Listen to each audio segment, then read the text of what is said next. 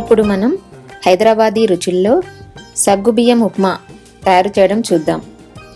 సగ్గుబియ్యం ఉప్మా తయారు చేయడానికి కావలసిన పదార్థాలు: సగ్గుబియ్యం 2 కప్స్, పల్లీలు 1 కప్, ఆయిల్ 3 టేబుల్ స్పూన్స్, ఆవాలు 1 టీ స్పూన్, జీలకర్ర 1/2 టీ స్పూన్, ఉల్లిపాయ 1, పచ్చిమిర్చి 6, కరివేపాకు 2 రెమ్మలు, సాల్ట్ 1.5 టీ స్పూన్, కొత్తిమీర 1/2 కప్. సగ్గుబియ్యం ఉప్మా తయారు చేయాలంటే ముందుగా సగ్గుబియ్యంని నానబెట్టుకోవాలి. సగ్గుబియ్యంని 1-2 సార్లు కడిగి నీళ్లు వంచేసి పెడితే సరిపోతుంది. ఇలా మినిమం 2 అవర్స్ నానబెట్టుకోవాలి, లేదా ఓవర్ నైట్ నానబెడితే ఇంకా బాగుంటుంది.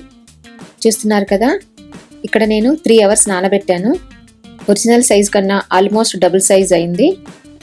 ఇలా వేళ్ళతో పట్టుకొని చూస్తే సాఫ్ట్గా తయారైనట్టు తెలుస్తుంది కదా. ఇప్పుడు సగ్గుబియ్యం ఉప్మా చేయడానికి రెడీ. ముందుగా పల్లీలని కలర్ మారి మంచి వాసన వచ్చే వరకు వేయించుకోవాలి. 2 కప్పులు సగ్గుబియ్యం తీసుకుంటే 1 కప్ పల్లీలు తీసుకుంటే బాగుంటుంది. ఇలా వేయించుకున్న పల్లీలని మిక్సీలో ఒకసారి తిప్పుకోవాలి. అంటే మొత్తం పొడి అయ్యే వరకు కాకుండా బరక్గా ఉండేటట్టు మిక్సీలో తిప్పుకొని పెట్టుకోవాలి. ఇప్పుడు ప్యాన్ వేడెక్కిన తర్వాత 3 టేబుల్ స్పూన్స్ ఆయిల్ వేసుకోవాలి. ఆయిల్ వేడెక్కాక 1 టీ స్పూన్ ఆవాలు, 1/2 టీ స్పూన్ జీలకర్ర, చిన్న చిన్న ముక్కలుగా కట్ చేసుకున్న ఉల్లిపాయలని వేసుకోవాలి. ఉల్లిపాయలు కొంచెం సేపు వేగిన తర్వాత చాలా సన్నగా తరిగిన పచ్చిమిర్చి ముక్కల్ని వేసుకోవాలి.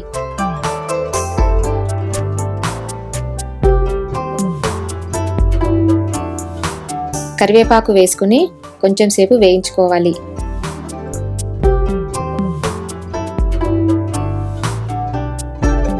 దీంట్లో 1.5 టీ స్పూన్ సాల్ట్ లేదా టేస్ట్ తగినంత సాల్ట్ వేసుకోవాలి. దీంట్లో మనం నానబెట్టి పెట్టుకున్న సగ్గుబియ్యంని వేసుకోవాలి. సగ్గుబియ్యంని వేసుకొని బాగా కలుపుకోవాలి. 5 to 10 మినిట్స్ బాగా వేగనివ్వాలి. నానబెట్టుకున్న సగ్గుబియ్యంని మనం ఫ్రిడ్జ్లో నిల్వ చేసుకోవచ్చు. అంటే ఒకసారి నానబెట్టుకొని 1 to 2 వీక్స్ వరకు వాడుకోవచ్చు.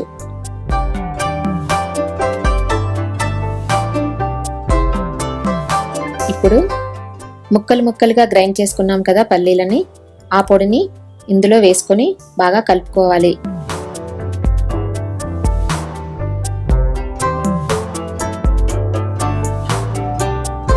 ఇలా పల్లీల పొడిని వేసుకొని బాగా కలుపుకొని ఒక 2 మినిట్స్ స్టవ్ మీద సిమ్లో వేయించి కొత్తిమీర చల్లుకొని సర్వింగ్ బౌల్లోకి తీసుకోవాలి.